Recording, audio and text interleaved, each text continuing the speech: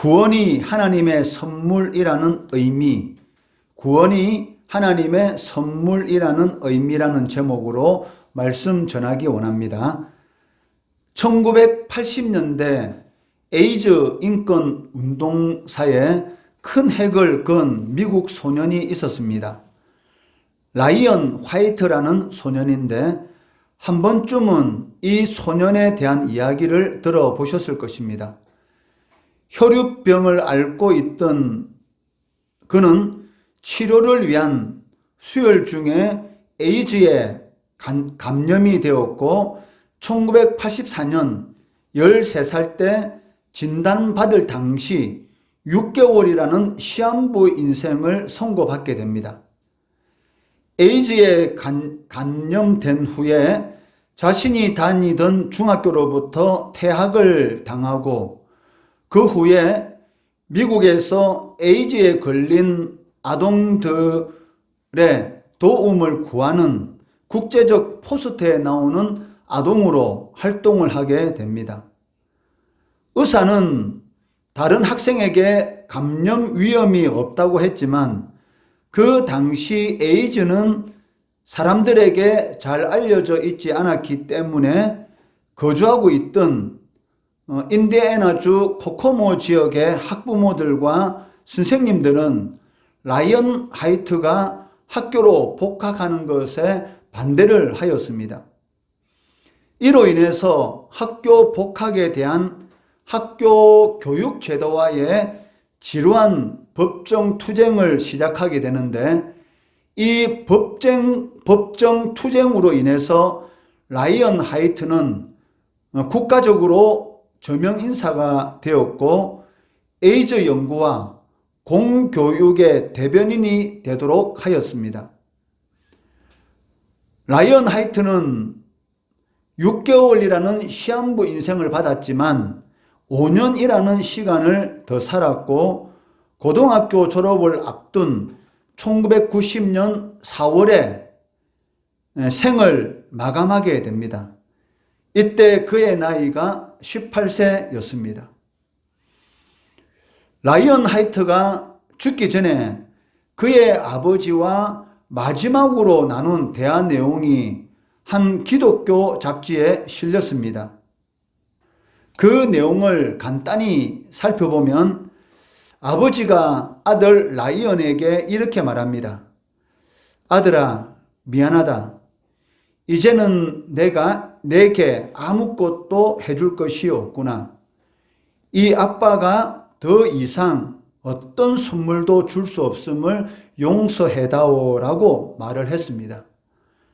그때 아들 라이언 화이트는 아빠, 전 지금까지 많은 선물을 받았지만 아무도 아빠처럼 귀한 선물을 준 사람이 없어서요. 아빠는 저에게 천국에 갈 수 있는 티켓을 선물로 주셨습니다. 바로 예수님을 소개해 주셔서요. 아빠 때문에 교회에 나가서 예수님을 믿고 영생을 선물로 얻었는 걸요. 이보다 더 위대한 선물은 없을 거예요. 라고 아들이 말을 했습니다. 대구에서 사역을 할 때 경북대병원과 도로 하나를 두고 가까운 위치에 교회가 있었습니다. 그러다 보니 남편의 죽음을 앞에 둔 응급 상황이 발생하게 되면 아내들이 교회에 와서 자신의 남편을 위한 예수 영접 기도를 부탁하였습니다. 남편이 병들기 전에 교회에 한 번씩 출석을 했고 병원에 입원해서도 교회에 한 번 출석했다는 것입니다. 그런데 아무리 애를 써도 도무지 예수 영접을 하지 못합니다. 이러한 모습들을 보면서 예수를 영접하는 것은 사람의 뜻대로, 사람의 노력으로 되는 것이 아니고 오직 하나님의 은혜로만이 가능하다라는 것을 깨닫게 되었습니다. 이러한 일들이 너무나 많이 있었습니다.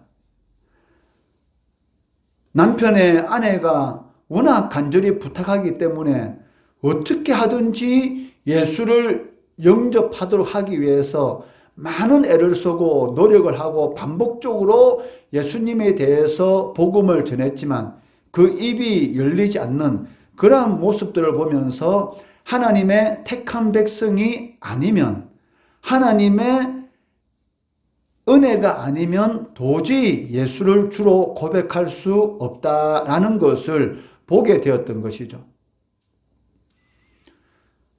그러므로 여러분이 이 자리에 나와서 예수를 구주로 고백하고 예배를 드릴 수 있다는 것이 얼마나 큰 은혜인 줄을 여러분들이 깨닫고 안다면 하나님 앞에 나와서 드리는 예배를 일상생활 가운데 하나의 활동처럼 취급하지는 않을 것입니다.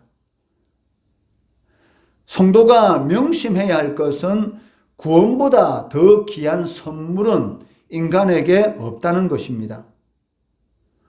오늘 본문 말씀에서도 구원을 하나님의 선물이다라고 말씀하고 있습니다. 이처럼 구원을 하나님의 선물이라고 말을 할 때에 세 가지 의미를 가지고 있습니다. 첫째는 인간의 모든 노력과 행위를 배제한다는 그런 의미를 가지고 있고, 두 번째는 오직 은혜로 구원받았다라는 의미를 가지고 있고, 세 번째는 오직 믿음으로만이 구원을 받았다라는 그런 의미를 가지고 있다는 것입니다. 오늘은 이 세 가지 의미에 대해서 간단히 살펴보는 시간을 가지도록 하겠습니다.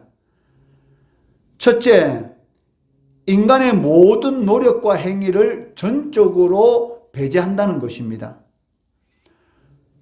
인류의 조상인 아담과 하와가 선악과 열매를 먹으면 반드시 죽으리라라는 하나님의 말씀에 불순종함으로 세상에 죄가 들어오게 되었고, 그로 인해 죽음이 들어왔습니다. 인간에게 임한 이 죽음은 세 가지 의미를 가지고 있는데, 첫째는 하나님과의 관계가 단절되는 영적인 죽음, 둘째는 영혼과 육체가 분리되는 육체적인 죽음, 그리고 세 번째는 영원한 지옥 형벌의 영원한 죽음을 의미합니다. 만약 아담과 하와가 선악과 열매를 먹지 않았다면 영원한 생명을 누리게 되었을 것입니다. 생명이라는 것은 살아있다라는 것을 의미하는 것이고, 죽음은 그와 반대로 전혀 아무것도 할 수 없는 무능력한 상태를 의미하고 있습니다. 그렇기 때문에 인간이 영적으로 죽었다, 하나님과의 관계가 단절되었다, 생명이신 하나님과의 관계 가운데서 아무 상관이 없는 전적 무능력한 존재가 되었다라는 이 말은 자신의 힘으로는 아무것도, 생명에 관해서는, 구원에 관해서는 아무것도 할 수 없는 무능력한 상태에 있다라는 그런 의미를 지니고 있습니다. 이를 바울 사도는 오늘 본문 말씀 2장 1절에서 너희의 허물과 죽었다라고 말을 하고 있습니다. 그리고 이처럼 영적으로 죽어 있는 상태의 인간에 대해서 2절 말씀에서는 이 세상 풍조를 따르고, 그리고 공중에 권세 잡은 자를 따랐던 자들이다라고 말씀하고 있고, 3절 말씀에서는 육체의 욕심을 따라 살았던 본질상 진노의 자녀다라고 말씀하고 있습니다. 2절 말씀에 이 세상 풍조를 따르고, 그리고 공중에 권세 잡은 자를 따른다라는 이 말의 의미는 어떤 인격적인 존재, 그러면서 권세를 잡고 있는 어떤 존재의 지배 아래 있다라는 그런 의미를 가지고 있습니다. 그리고 공중의 권세 잡은 자가 누구인가에 대한 실체에 대해서 에베소서 4장 27절과 에베소서 6장 11절에서는 그 실체를 마귀, 즉 사탄으로 지칭하고 있다는 것이죠.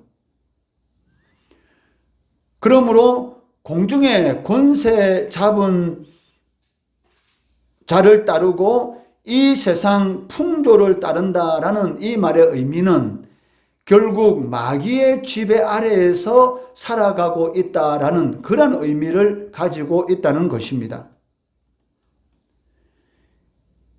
이들이 하는 모든 행위들, 즉 거듭나지 못한 자들, 마귀의 지배 아래에서 살아가고 있는 자들의 모든 행위들은 결국 하나님을 대적하는 그러한 모습으로 나타나게 된다는 것입니다.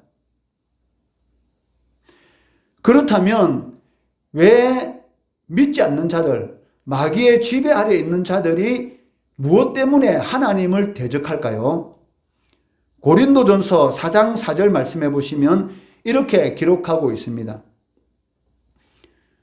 그 중에 이 세상의 신이 믿지 아니하는 자들의 마음을 혼미하게 하여 그리스도의 영광의 복음의 강체가 비치지 못하게 함이니 그리스도는 하나님의 형상이니라 라고 말씀하고 있습니다.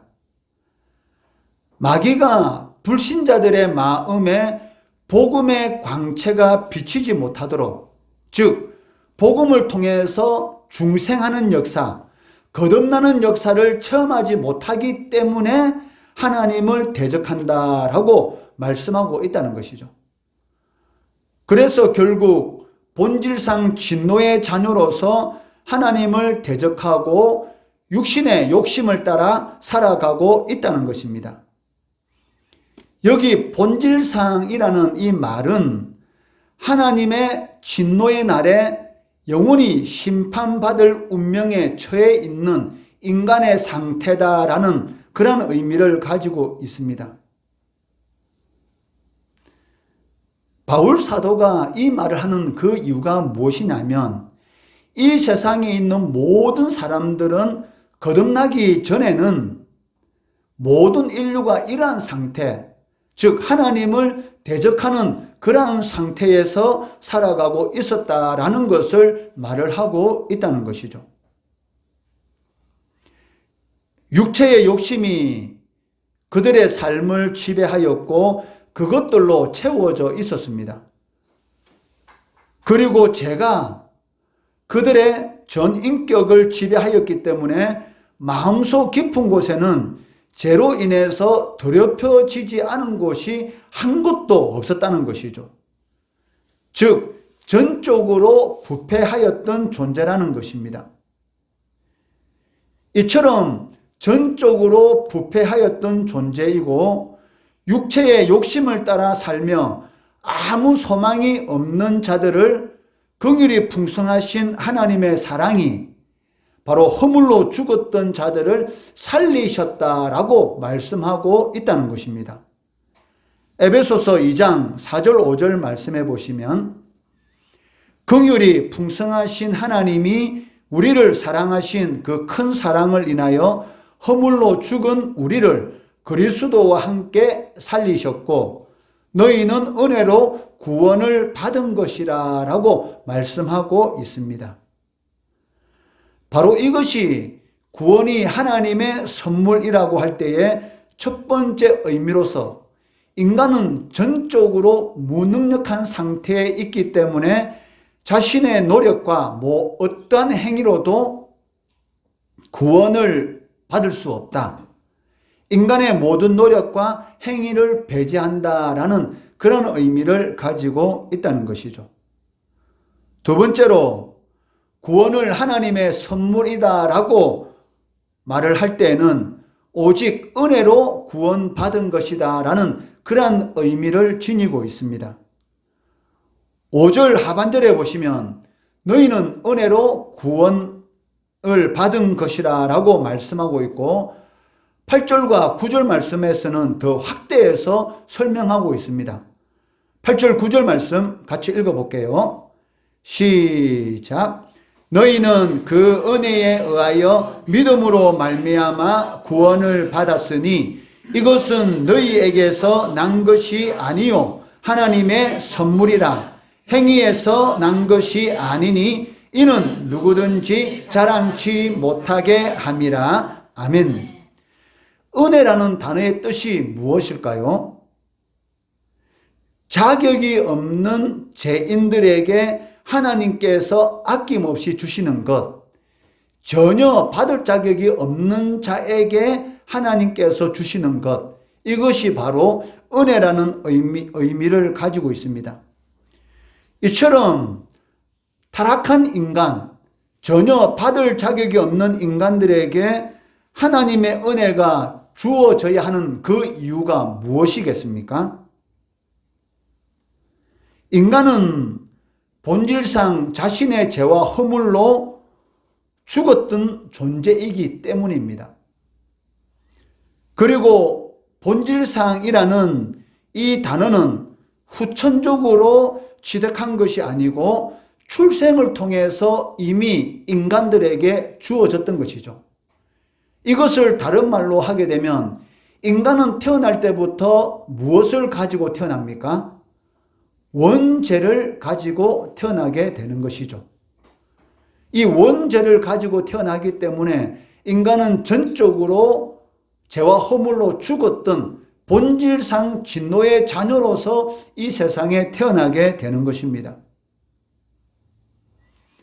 거듭나기 전에는 하나님의 은혜로 말미암아 예수를 믿기 전에는 진노의 자녀였기 때문에 우리들에게 하나님의 은혜가 개입이 되어야지만이 새로운 존재로서의 삶을 살아갈 수가 있다는 것이죠.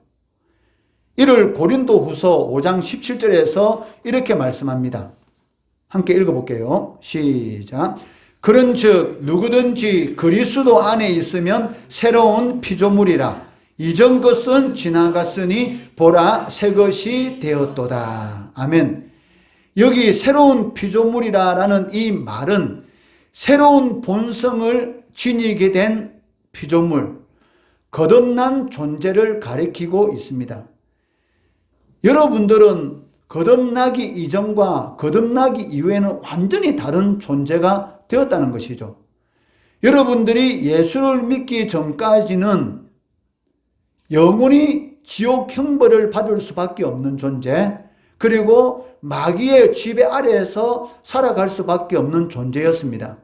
그렇지만 거듭나고 난 이후에는 이 새로운 본성이 여러분들에게 주어짐으로 인해서 이제는 마귀의 지배 아래에 있는 것이 아니라 하나님의 자녀가 되었고, 지금까지는 오직 자신만을 위한 삶을 살아왔다면 이제는 삶의 목표가 완전히 바뀌게 된 것이죠. 이제는 여러분들이 누구를 위해서 살아갑니까? 먹든지 마시든지 무엇을 하든지 오직 하나님의 영광을 위한 그러한 삶을 살아가는 존재로 바뀌게 되었다는 것입니다. 이것을 바로 여러분들에 대해서 새로운 피조물이다, 옛사람이 아닌 새사람이다 라고 말씀하고 있습니다. 그리고 오늘 본문 2장 10절에서는 우리는 그가 만드신 바라 그리스도 예수 안에서 선한 일을 위하여 지으심을 받은 자니라고 말씀하고 있습니다. 여기 그가 만드신 바라라는 이 말은 인간들은 새로운 창조에 대해서 새로운 피조물로 변화시키는 그러한 것에 대해서 아무것도 할 수 없는 존재다라는 그러한 의미를 가지고 있습니다. 오직 하나님만이 하실 수 있다라는 그러한 의미를 지니고 있다는 것이죠. 마태복음 19장에 보시면 재물이 많은 청년이 예수님을 찾아와서 영생을 얻으려면은 무슨 일을 해야 합니까? 라고 이러한 질문을 합니다. 이때 예수님께서는 십계명에 있는 그러한 내용들을 잘 지키라라고 말씀하게 되는데, 거기에 대해서 청년들은 그러한 내용들은 제가 지금까지 잘 지켜왔습니다라고 대답을 합니다. 이어서 예수님께서는 그렇다면 내가 가진 모든 소유를 팔아서 가난한 자들에게 주고 나를 따르라라고 말씀하셨는데, 이때 청년이 재물이 많음으로 근심하여 예수님을 떠나가더라라고 성경은 기록하고 있습니다. 부자 청년과의 이 일 후에 예수님께서 제자들에게 뭐라고 말씀하셨냐면, 낙타가 바늘 구멍으로 들어가는 것이 부자가 하나님의 나라에 들어가는 것보다 더 쉽다라고 말씀을 하셨던 것이죠. 여러분, 바늘구멍, 실이 들어가는 바늘구멍은 얼마나 작습니까? 그 바늘구멍에 낙타가 들어갈 수가 있습니까? 거의 불가능하잖아요. 그런데 부자가 천국에 들어가는 것이 그것보다 더 어렵다라고 주님께서 말씀을 하셨던 것이죠. 이 말을 듣고 제자들이 너무나 놀라면서 하는 말이 무엇이냐면, 그렇다면 이 세상에 누가 구원을 받을 수 있습니까? 라고 말을 합니다. 왜 제자들이 이렇게 말을 하느냐 하면, 유대인들은 어떤 사람이 재물이 많으면은 그 사람은 하나님께서 복을 주셨기 때문에 저렇게 부자로 살고 있다라고 생각하고 있었던 것이죠. 하나님께 복을 받은 사람은 당연히 의인이다 생각하고, 부자라면 당연히 하나님의 나라에 들어간다라고 생각하고 있었던 것입니다. 그런데 예수님께서 지금 뭐라고 말씀하십니까? 낙타가 바늘구멍에 들어가는 것보다가 부자가 천국에 들어가는 것이 더 어렵다, 이렇게 말을 하고 있다는 것이죠. 그러니까 이것은 도저히 부자가 천국에 들어가는 것이 거의 불가능하다라는 그런 의미로 지금 말을 하고 있다는 것입니다. 그러니까 하나님 앞에 복을 받은 의인인 부자가 천국에 못 들어간다면 이 세상에 누가 구원을 얻을 수 있습니까? 라고 질문을 할 때에 예수님께서는 이렇게 대답하십니다. 마태복음 19장 26절 말씀해 보시면, 예수께서 그들을 보시며 이르시되 사람으로는 할 수 없으나 하나님으로서는 다 하실 수 있느니라. 사람은 할 수 없지만 누구는 하실 수 있습니까? 하나님은 하실 수 있다라고 말씀하고 계시다는 것입니다. 여러분이 구원받은 근거는 오직 하나님의 은혜입니다. 하나님의 은혜 외에 구원받을 수 있는 다른 길은 전혀 없습니다. 그리고 구원의 목적은 그러한 하나님의 은혜를 나타내는 것이 바로 하나님께서 우리를 구원하신 목적이라는 것입니다. 그렇기 때문에 구원받은 성도들은 선한 행위들을 통해서, 새로운 삶의 모습들을 통해서 하나님께 영광 돌리는 그러한 삶을 살아야 한다는 것입니다. 세 번째로, 구원이 하나님의 선물이다라고 말을 할 때는 오직 믿음으로만이 구원받을 수 있다라는 그러한 의미를 가지고 있습니다. 8절 말씀 상반절에 보시면, 너희는 그 은혜에 의하여 믿음으로 말미암아 구원을 받았으니라고 말씀하고 있습니다. 여기 은혜라는 이 말은 구원받은 것이 인간이 가지고 있는 어떤 것이나 어떤 자격에서 기원된 것이 아니다라는 그런 의미입니다. 그리고 믿음으로 말미암아라고 할 때에 이 믿음으로라는 이 말은 인간의 모든 노력을 전적으로 배제하는 것입니다. 우리들이 하나 잘못 알고 있는 것이 무엇이냐면, 예수 그리스도를 내가 믿음으로, 내가 믿는 어떤 노력을 통해서 구원받았다라고 생각하고 있는데 그것은 잘못된 생각입니다. 믿음이라는 행위도 나의 노력이 아니고 하나님의 은혜인 것이죠. 즉 믿음으로 말미암아 구원받았다라는 이 말은 믿음이라는 통로를 통해서 예수 그리스도의 의가 나에게 전해졌다라는 그런 의미를 가지고 있다는 것이죠. 내가 믿음이라는 노력을 함으로 인해서 구원받았다라는 그런 의미가 아니라는 것이죠. 만약에 여러분들이 믿음이라는 나의 노력을 통해서 구원받았다고 한다면 그것은 전적인 하나님의 은혜가 아니다라는 그런 의미를 가지게 되는 것이죠. 구원이 전적인 하나님의 은혜라고 말을 할 때는 인간의 모든 노력을 배제한다라는 그런 의미를 가지고 있는 것입니다.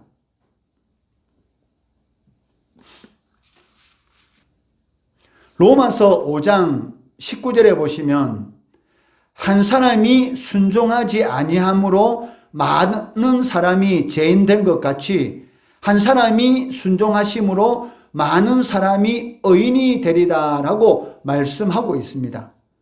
이 말이 바로 한 사람이 죄의 통로를 통해서 많은 사람들에게 그 죄가 전해진 것처럼 예수 그리스도가 십자가에서 모든 사람의 죄를 대신해서 죄의 값을 치른 그 예수 그리스도의 의가 믿음이라는 통로를 통해서 이 세상 모든 사람들에게 전해짐으로 말미암아서 많은 사람이 의인이 되었다라는 그런 의미를 가지고 있다는 것이죠. 그렇기 때문에 내가 믿었기 때문에 구원받았다라고 말하는 것은 사실은 잘못된 것이죠. 믿음이라는 것도 오직 하나님의 은혜로 우리에게 주어진 것이기 때문에 우리가 구원을 받을 수 있었던 것입니다. 그렇기 때문에 구원은 전적인 하나님의 은혜입니다. 그렇기 때문에 우리가 하나님 앞에 감사할 수밖에 없다는 것이죠.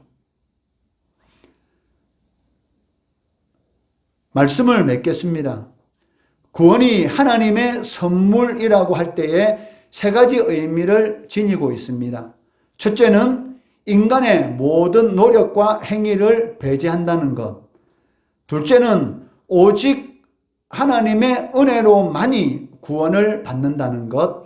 셋째는 오직 믿음으로만이 구원을 받는다. 여기 믿음이라는 것은 내가 어떠한 믿는 행위를 하는 것이 아니고 이 믿음도 하나님의 은혜로 주어진 것이고 믿음이라는 통로를 통해서 우리가 구원을 받은 것입니다. 거듭나기 전에 우리의 모습은 본질상 출생 때부터 이미 영원한 형벌을 받을 수밖에 없는 진노의 자녀였습니다. 그러나 이제는 하나님께서 우리를 불쌍히 여기시고 긍휼히 여겨주셔서 영원한 지옥의 형벌에서 하나님의 자녀로서 이제는 마귀의 지배를 받는 것이 아니라 하나님의 은혜 아래에서 살아갈 수 있는 그러한 존재로 새로운 피조물로 우리를 구원해 주셨다는 것이죠.